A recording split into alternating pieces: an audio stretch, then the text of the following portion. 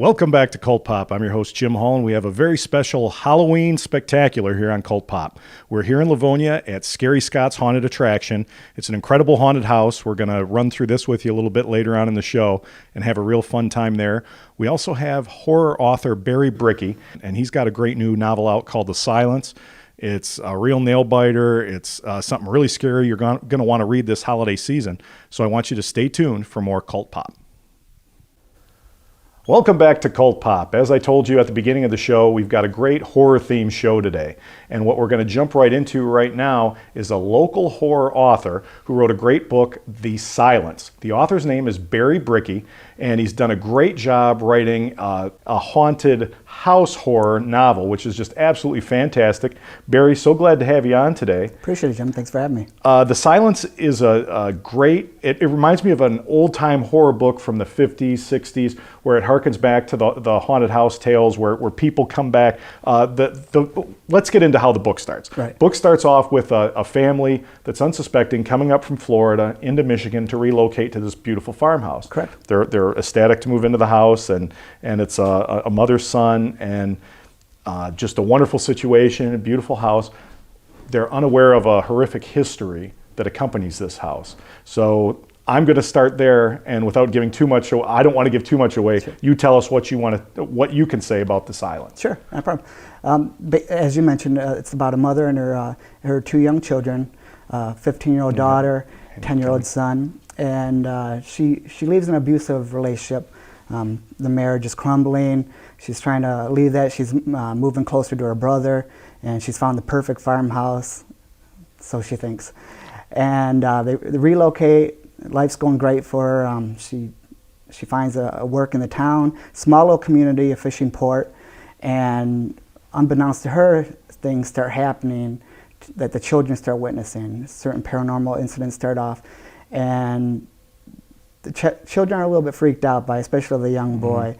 And he's imploring to his mother that, hey, something's strange about here. This house. I'm not making. He's having bad up. Dreams. He's having reoccurring nightmares. Nightmares. That come up. He's being, not to give away too much, but he's being approached by certain spirits that are very interested in him for particular reasons. And also the daughter starts to witness these things. So she's getting kind of scared to death about this. And the mother, after talking with the children, seems to believe that the move is traumatic to them, that the breakup of the marriage is affecting the children, and particularly her son adjusting to a new lifestyle.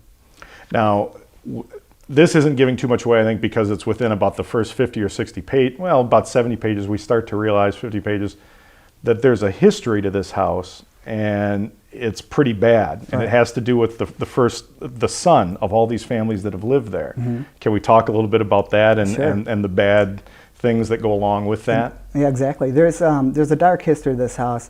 The house is, it's been around for a century, and every parent that seems to move in this house, strange happenings happen with their sons.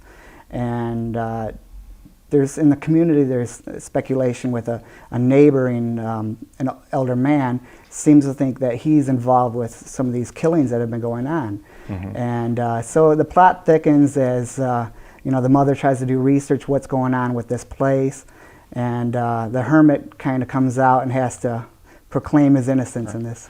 Well, it's a great book, and as I said at the opening of the show, for the fall season, especially the Halloween type season, this is just a great book to put you in the Halloween and the scary type mood. We've got a lot of horror fans that watch the show, so I know that hopefully a lot of people order this book. This is going to be right up their alley.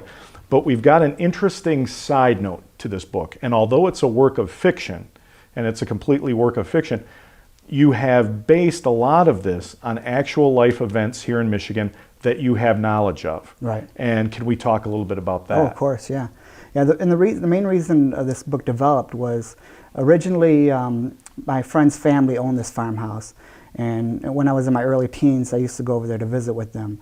And right off the bat, I was kind of thrown right into the fire as far as one time I went in there, the family wasn't home. I walked inside the house, and I'm inside the living room. It's a hot summer day, and all of a sudden the room is freezing cold. And at that time I had no experience with anything paranormal. I'm standing in the living room, and above in the bedroom upstairs, I could hear footsteps going across the floor. and there were solid footsteps. It wasn't just creaking. All the way across one side of the room, back to the other. So naturally, I thought my friend was up there, and I ran up the stairs, calling out for him, looking around. No one was in the bedroom, so I went to subsequent bedrooms to see if anyone was up there. The room was empty. So I went downstairs, and after realizing I was alone in the house, I started to call a neighbor thinking that someone was there. And as I'm down the phone, I could hear footsteps coming down the stairs. Just the floorboards were creaking, and I was out of there. But wow. that was the first time, and it just built on after that. Well, I was so enthused to have you on the show today, Barry, because I've had guests on that, well, I've done a lot of historical reading for this book, I've done this or that, but although, I state that this is a work of fiction, you've got a lot of firsthand knowledge, and then you have stayed in touch, and you've kind of become a historian, if you will, of this particular house. Right. And we're kind of fortunate to be the first people that have been let into the house to actually tape after people have lived there, and you were nice enough to let my director Jerry in. So we're going to have some video showing throughout the show, showing the different rooms and stuff where some of this paranormal activity has occurred. So let's talk a little bit more about throughout the years. When you were young, you had these events happen. Now you've also followed events throughout the decades, I guess. Right. I've always had a fascination with the house. Ever since those years that I spent in there, I always told the family, and for myself, I always wanted to write a story based on it. It was just so unique and so traumatic. I mean, I was traumatized as a kid just going through it. Imagine, I mean, it really built on my fears. But it was just, through the years, you would always, the house is very renowned in that area. People, it would get to the point where people just go over there to stay, just to witness things. Wow. And so each decade, I would always keep track to see what was going on there. And after several years, I actually ran into a girl, and I was talking to her, and she mentioned straight up that we were talking about places that were haunted, and she goes, I grew up in a house that was haunted. I'm like, really? And so she starts telling me all the similar things that sounded very familiar to me. And it turns out she was actually living in that house as a young girl.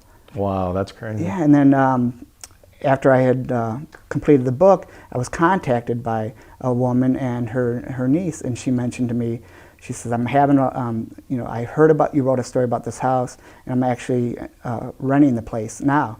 And we're constantly having problems in this house, and we're scared. I've got young children, and so she began to tell me things that were happening, and it was just, I got goosebumps hearing the things she was mentioning. I mean, her dryer would turn on, the TV would come on by itself. Some of the eerie things, she was saying that her husband was taking a shower, and while I was in there, they had a little musical potty train chair. Sure. And so he's in there, and all of a sudden music starts playing, and he looks out, and it's that chair going for no reason. She had one of those, a child monitor. The baby's room was right next door. So she was in the master bedroom upstairs, and as she's sleeping in bed, she hears her baby crying through the monitor. So she's like, okay. So she gets up out of bed, goes in the room right next door. The baby's sound asleep. She's like, that's odd. So she goes back, lays back down in bed. Again, the baby's crying, fussing. She's like, what's going on? And she said before, how certain monitors will pick up from other houses. Mm-hmm. She said that's definitely her baby's voice. She went in there, again, the child's sleeping. So things like that were happening constantly to them. Now, as I mentioned, we had an opportunity to go through with, Jerry went through the different rooms, and you had some stories to kind of share about a couple of the different rooms. Why don't you share a couple of the different stories you have throughout the years? I'd love to, yeah, definitely. The same room I was mentioning about, which belonged to the current occupants in the house, it was actually their master bedroom. It was actually my best friend's bedroom also, and there was a lot of activity in their room. I remember him telling me a story that wasn't included, and as I mentioned, a lot of the incidents in the book are based on what I witnessed. Right, not exactly, but you use them, right. Right, in the same reference. And he mentioned a story to me. When he first went in there, they must have been in there within the first few months. He's lying in bed, and he must have been maybe 11 or 12, and his door was ajar, and the moonlight was coming through the room, so he could kind of see shadows and stuff. The door opens, and he sees this dark shape walk in the room. And the shape sits down on the bed next to him. The bed indents down, and he feels it going. His stepfather was a big, large man, kind of like a burly biker Santa Claus. So he comes into the room, so he thinks, and he says, my friend looks at his dad and says, Dad, what's the matter? What's wrong? And the shape turns and looks down at him. Doesn't say a word. And he says, Dad, what's going on here? You're scaring me. Doesn't say another word. He's like, Dad. He goes, what's going on? So he turns on the light quickly and no one's in the room. Oh, wow. So that room was a hot spot. That was the upstairs bedroom. Again, the attic, that's another thing. I had the opportunity to go after this. I met the new occupants. She allowed me to bring in some paranormal investigative group, and we came in the house. We brought a medium, and we each had different personal experiences. But myself, when I went to investigate the attic, which had always been a hot spot, there was rumors that that a woman had committed suicide up in the attic. So I know from experience, from when I stayed the night there many a times, that I would always hear footsteps walking around in the attic. Oh, wow. And that was just creepy as hell. So that's the one room I wanted to check out doing this investigation. So I was alone in the house. The other investigators were outside. I could hear them laughing out through the window. And so I get ready. It's one of those old-fashioned pull-string attic Oh, okay. drawers. And then it Right. swings down. Yeah. Okay. So I step on the first step, and I'm getting ready to walk up, and right behind me, by my ear, I hear, hey.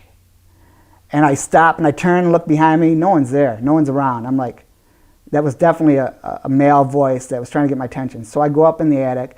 I'm sitting up there. I got a flashlight, a camera. I'm scanning around, taking pictures. And I turn to my right, and about maybe 5 feet away from me is where the pull string is for the light bulb above. And I look, and it's hot up there. It's suffocating hot. There's no Sure. breeze. And I'm looking, and the string Is moving is back and swaying back and forth, easy. And I'm like, wow. So I take some pictures behind me, start heading down the attic, and I look, and of course the string is stationary. Nothing's going on there.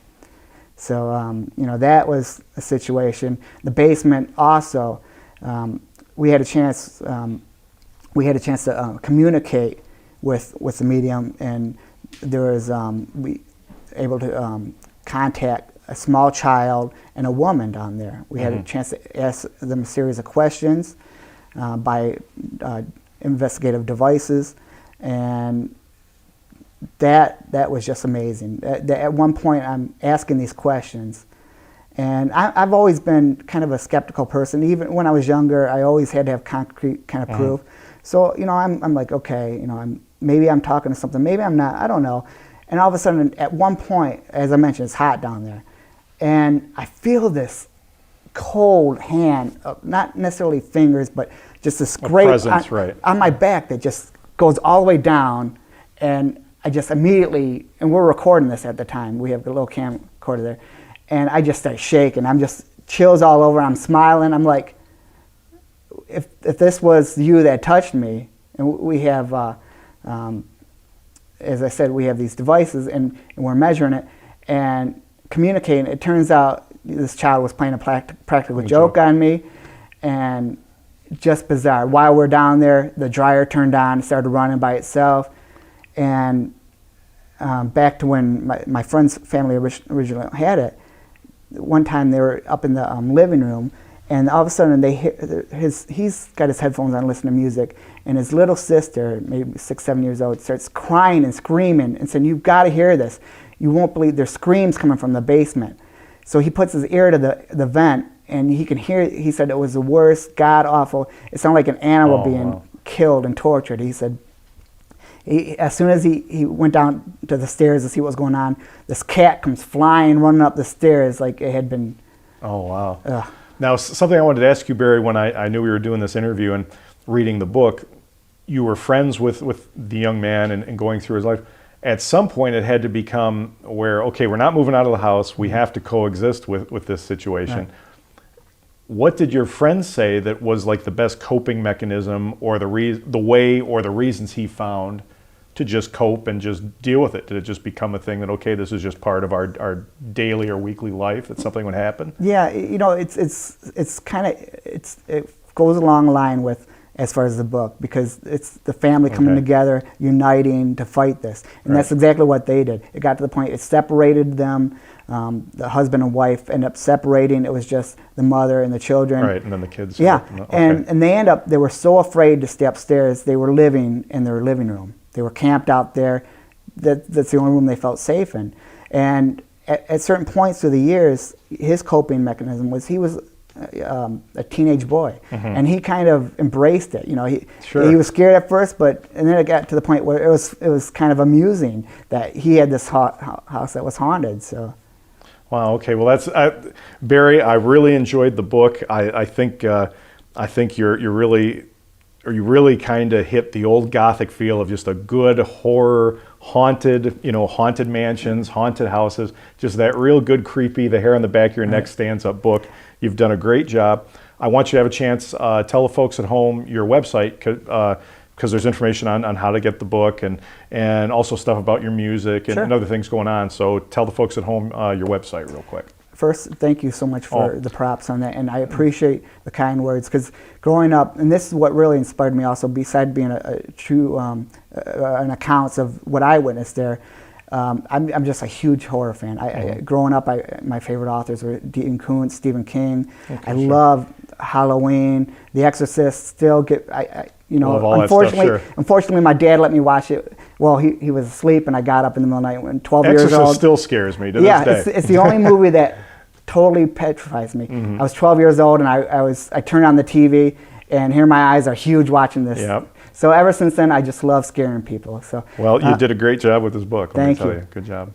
My website is just www.barrybrickey.com, and it has on there music. I composed a CD. I wrote all the music. I played on all the instruments, produced it myself, and I also perform in a classic rock band, and I do a solo acoustic tribute to the Beatles. I play in bars and restaurants, and people can go on my website, listen to my original music. They can find out information about my book. Yep, the book was available at Borders. Unfortunately, right? Borders is gone, but you can get it. There's all kinds of information through your website. Barnes and Noble, Amazon. It's available on ebook. So if anyone wants to download it. Okay, excellent, Barry. You're a great guest. Really happy to have you on today, and we look forward to having you on again. So thank you very much. I appreciate it very much. Well, the book was The Silence, folks. I know we got a lot of horror fans out there. Go pick it up. And the horror is going to continue on Cult Pop today. We're going to visit a scary haunted house, not the kind Barry was talking about, but with fun monsters and ghouls and all kinds of stuff running around. So stay tuned.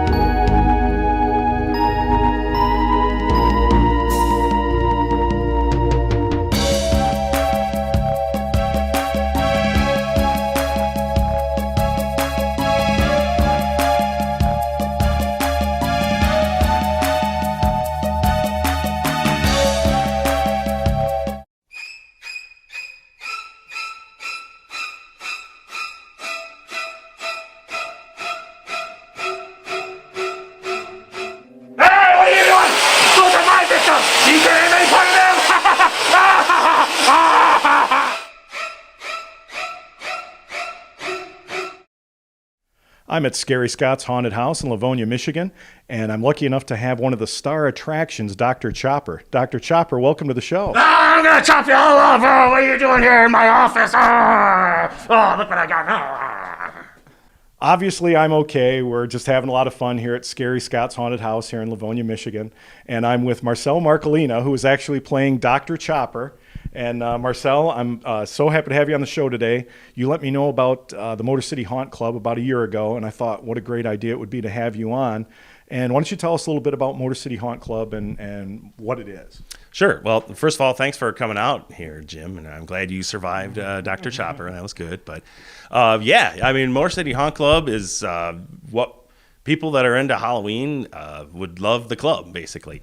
We get together once a month, and we do make and takes and demos for items that we can make for our display.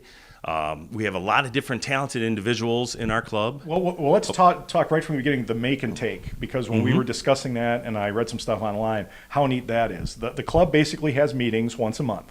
That's correct. And then throughout the year. The make and take is all these people, like-minded people. Basically, I was thinking I'd call it a celebration of Halloween. Absolutely. Because the club is all about celebrating Halloween and having either a gigantic haunted house, something like Scott's got going on here, or even if I just wanted to make a few cool items for my house, you can learn all of this in the club.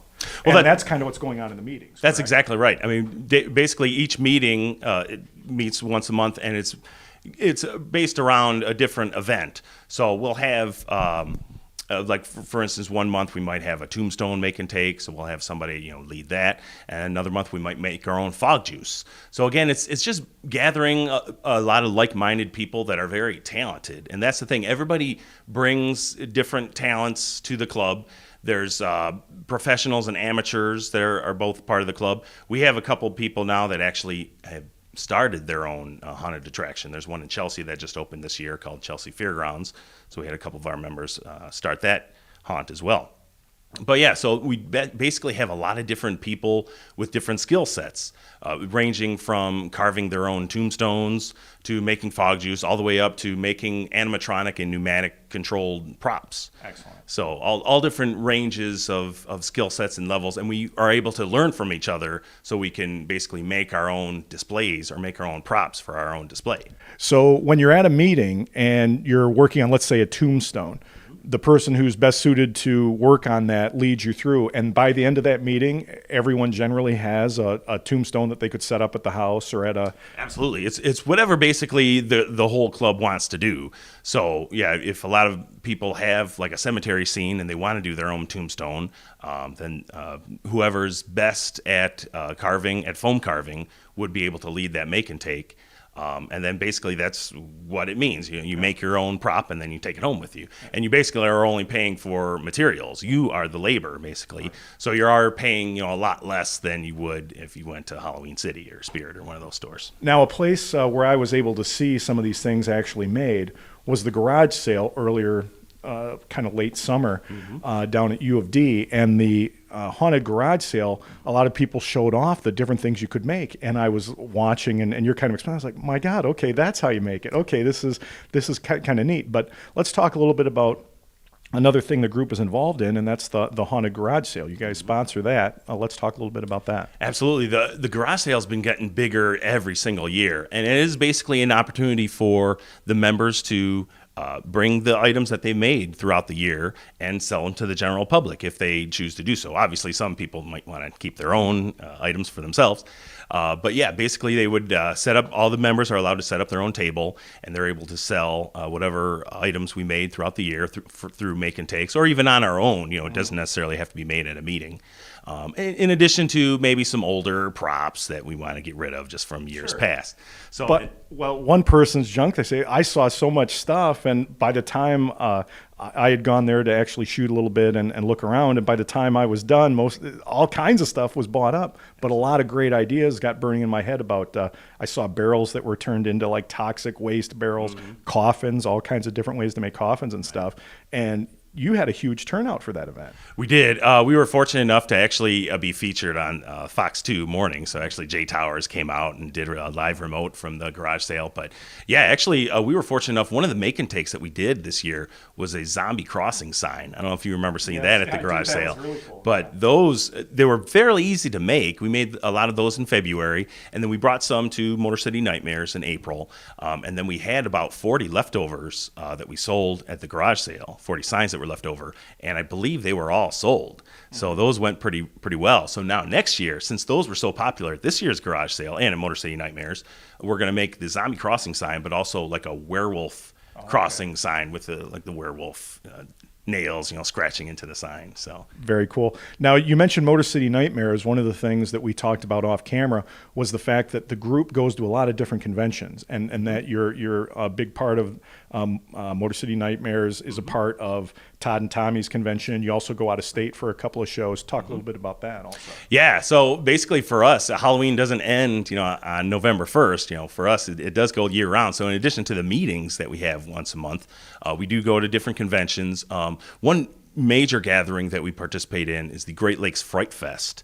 And that is a gathering usually on the first weekend of June. And it's basically like a family-oriented camp out for a weekend where there's a lot of people that come around from even out of state, in Michigan, Ohio, Indiana, and so forth. And they have a lot of different make and takes going on just that weekend. And then the Fright Fest culminates in Saturday night. There is a haunted house for charity, basically. So everybody picks a room. There's about 18 rooms or so in a massive tent. And then everybody builds a room, or whoever volunteers to build a room. And then they raise canned goods for charity, basically to go through the haunted house. It's just one can of good. Yep. And to see some of the items, some of the displays in that haunt is just amazing. And they have contests, of course. So scariest room, most creative room, and so forth. So, and it is all going for charity. So. Okay, well, but by this point, Marcel, I think we've probably gotten a lot of people excited in the Motor City area to kind of join, want to know more about it. It's only $10, so why don't you tell people about the website and what else they need to do? Sure. The website is www.motorcityhauntclub.com. And the stipulations for joining, you just have to pay $10 admission, yearly admission, and then come to one of the meetings to collect your membership card. So that card basically gets you... allows you to go to a lot of different events. So you're allowed to go to each one of the meetings, and the card will also give you discounted admission to a lot of the haunted attractions during the season, because we allow haunts to basically advertise on our website for free. And the haunted garage sale, don't you get a table at that if you belong? That's correct. Also, if you are a member, you do get a complimentary table at the garage sale, so you can sell pretty much whatever you want as long as it's Halloween or horror related. You don't have to necessarily sell the things that you made during the year at the make and takes, but some people choose to, and some people just choose to bring in DVDs or props or whatever. But Marcel, thanks so much for being on. I think now, at this point in the show, what we should do, since we're here at Scary Scott's Haunted House in Livonia, is actually get a bird's eye view and have Jerry run through this haunted attraction with the camera and let people know what great creative minds can create here. And this is here in Livonia, Michigan, and there's many other houses, so people can visit the website, find out about visiting some of these houses, and also learn about joining the club. So Marcel, thanks so much for being on. Hey, thanks for having us on. And then the website for the haunt is www.myspace.com/Scary Scott's Haunted House. Okay, excellent. So we encourage you to visit Scary Scott if you're here locally. We also want you to join the club, but let's take a look at Scary Scott's Haunted House right now.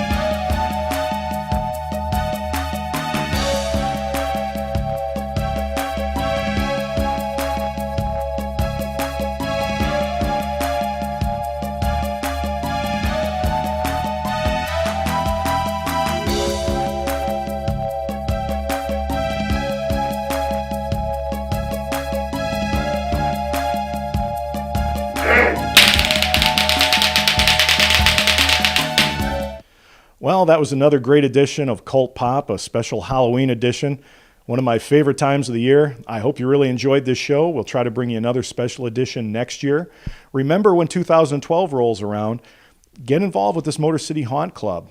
Go to the garage sale. Have some fun. check out Barry's book. He's looking to put out a new book in 2012 also, I believe, so as he discussed. So please visit our website, and you can get all the information on both guests today. The website is www.cult-pop.com. And as always, we thank you so much for watching the show today, and we'll see you next time.